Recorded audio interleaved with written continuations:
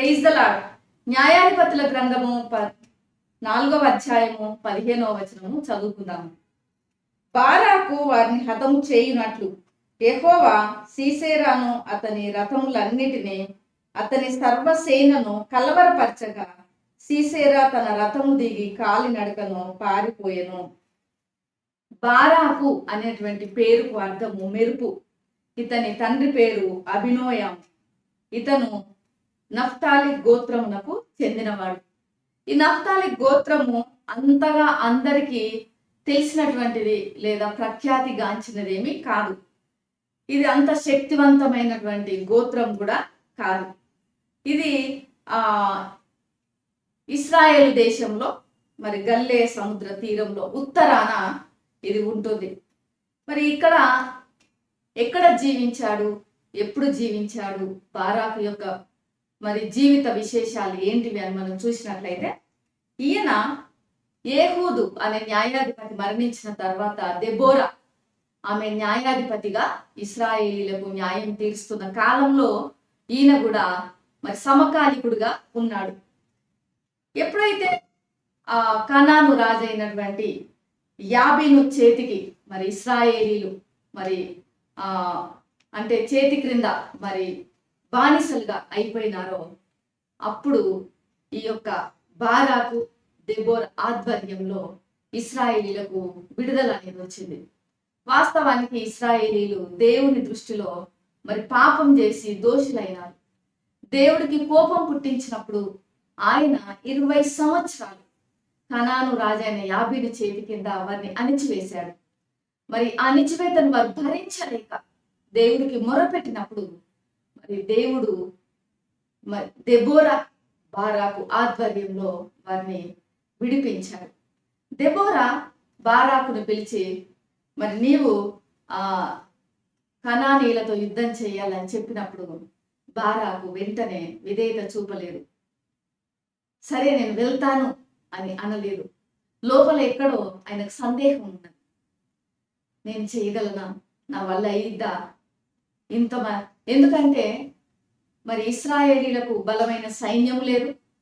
వీళ్ళు యుద్ధంలో చేయటానికి కావలసిన యుద్ధ పంక్తులు తీరవలసినటువంటి విధానంలో లేరు.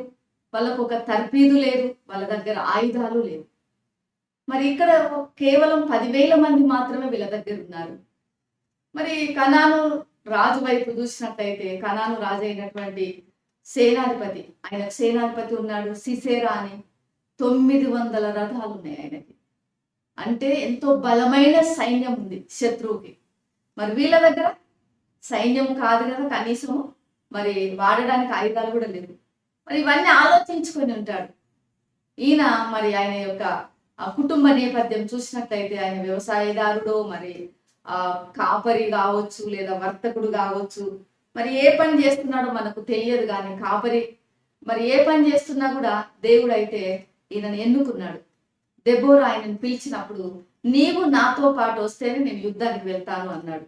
అలాంటి పరిస్థితులలో దెబోరా సరే నేను కూడా వస్తానని మరి వెళ్ళినప్పుడు దేవుడు ఇక్కడ బారాకును వాడుకున్నాడు. మన ధ్యాన వచనంలో చూసినట్లయితే, నా యందు విశ్వాసం లేదు, వెంటనే సందేహం లేకుండా యుద్ధానికి రాలేదు అని బారాకును దేవుడు వదిలిపెట్టలేదు. బారాకు చేతిలో హతమవునట్లుగా దేవుడు మరి వారందరినీ కూడా కలవరపరిచాడు శత్రు సైన్యంలో. బారాకు జీవితంలో బలహీనతలు ఉన్నవి. అవిశ్వాసం ఉంది, అపనమ్మకం ఉంది, సందేహం ఉంది, సంశయం ఉన్నది. అయ్యో నేను చేయగలనో లేదో అనేటువంటి ఆలోచనలు ఉన్నవి. మరి దెబోరాను తోడు తీసుకొని వెళ్ళిన పరిస్థితి ఉన్నది. అయినప్పటికీ కూడా బారాకు జీవితంలో దేవుడు ఏదైతే ఉద్దేశం కలిగి ఉన్నాడో దేవుడు అది మార్చుకోలేదు. మార్చుకోకుండా బారాకుకు దేవుడు తోడుగా ఉన్నాడు. ఇక్కడ వారిని హతమర్చినట్టుగా, బారాకు చేతిలో హతమర్చినట్టుగా వాళ్ళను కలవర పెట్టాడు. ప్రతి మనిషి జీవితంలో కూడా బలాలు ఉంటాయి, బలహీనతలు ఉంటాయి. కానీ దేవుడు వారి జీవితంలో తను ఏదైతే ఉద్దేశించాడో ఆ ఉద్దేశమును నెరవేర్చుటకు ఎప్పుడు కూడా వ్యక్తి యొక్క బలహీనతలను చూడడు, వారి బలాలను మాత్రమే దేవుడు చూస్తాడు. ఇక్కడ ఈయనకు అపనమ్మకం ఉంది, అవిధేయత ఉన్నది, అవిశ్వాసం ఉంది, సందేహం ఉన్నది. కానీ అందులో నుంచే ఎంతో సాహసపూరితంగా ఆయన యుద్ధం చేశాడు, తరిమివేశాడు శత్రు సైన్యంను. ఇక్కడ ఈయన యొక్క మరి ఆ బలాలు మనం చూసినట్లయితే విశ్వాసం ఉంది ఈయనకి. మరి దేవుడు ఖచ్చితంగా నాకు కూడా సహాయం చేస్తాడని అంతరంగంలో విశ్వాసం ఉందేమో. ఎందుకంటే హెబ్రీల పత్రికలో మనం చూస్తే అపోస్తుడైన పౌలు హెబ్రీలకు రాసిన పత్రిక 11వ అధ్యాయం 32వ వచనంలో చూస్తే విశ్వాస వీరుల జాబితాలో బారాకు ఉన్నాడు. మరి పౌలు గారు ప్రస్తావించారు. అంటే ఎంతో గొప్ప విశ్వాసం ఉండొచ్చు, బయటకు కనిపించని విశ్వాసమేమో. తర్వాత ఈయనలో చాలా ధైర్యం ఉన్నది. ఆ సందేహంలో నుంచి వచ్చిన సాహసోపూరితమైన ధైర్యం ఆయనకు వచ్చింది. ఎందుకు అంత ధైర్యాన్ని మనం చూస్తున్నామంటే 10,000 మంది సైన్యంతో 900 రథములు కలిగినటువంటి శత్రువును తరిమివేశాడు. ఆ శత్రువు ఈయన యుద్ధ నుంచి పారిపోయాడు, ఈయన దెబ్బకి నిలబడకుండా. తర్వాత పట్టుదల కూడా ఉంది. ఎందుకంటే పారిపోయాడు కదా, ఇంక వదిలేద్దామని అనుకోలేదు. తర్వాత వచనాలలో చూసినట్లయితే తరిమి తరిమి అని మరి పట్టుకున్నారు. ఆయన మరి సిసేరా యాయేలు చేతిలో మరణించినప్పటికీ కూడా అంతము వరకు తనకి ఏదైతే అప్పగించబడిందో ఆ పనిని సంపూర్ణంగా చేశాడు ఆయన. ఇంకా చేశాడు కదా అని ఆ క్రెడిట్ ఆయన తీసుకోలేదు. 5వ అధ్యాయం చూసినట్లయితే దెబోరా బారాకు ఒక విజయంలో వచ్చినటువంటి స్తుతి గీతమును వాళ్ళు ఆలపించారు. అంటే సమస్త మహిమ ఘనత ప్రభావములు దేవునికి ఆరోపించారు. వాళ్ళు ఆ క్రెడిట్ వాళ్ళు తీసుకోలేదు. ఇక్కడ బారాకు కూడా తీసుకోలేదు. నేను మొదట సందేహించిన మెరుపు వలె, నా పేరుకు అర్థము మెరుపు, మరి నేను మెరుపు వలె ఎంతో సాహసంగా యుద్ధాన్ని చేశానని ఆ క్రెడిట్ ఆయన తీసుకోలేదు. దేవునికే ఆ సమస్త మహిమ చెల్లించారు. మన జీవితాలలో కూడా ప్రియమైనటువంటి వాళ్ళ దేవుడు ఒక గొప్ప ఉద్దేశం కలిగి ఉన్నాడు. నీ జీవితంలో, నా జీవితంలో, మన అందరి జీవితంలో, మన జీవితాల్లో ప్రతి వారి జీవితంలో బలహీనతలు ఉంటవి. ఎవ్వరు కూడా పరిపూర్ణులు కారు. యేసయ్య ఒక్కడే పరిపూర్ణుడు. ఆయన ఒక్కడే మరి సంపూర్ణమైన దేవుడుగా ఉన్నాడు. ఆయన ఒక్కడే సాటి రాగలవారు ఎవ్వరూ లేరు. ఆయన ఒక్కడే గొప్ప దేవుడు. కానీ మనం అందరం కూడా బలములు బలహీనతలు కలిగిన వారు.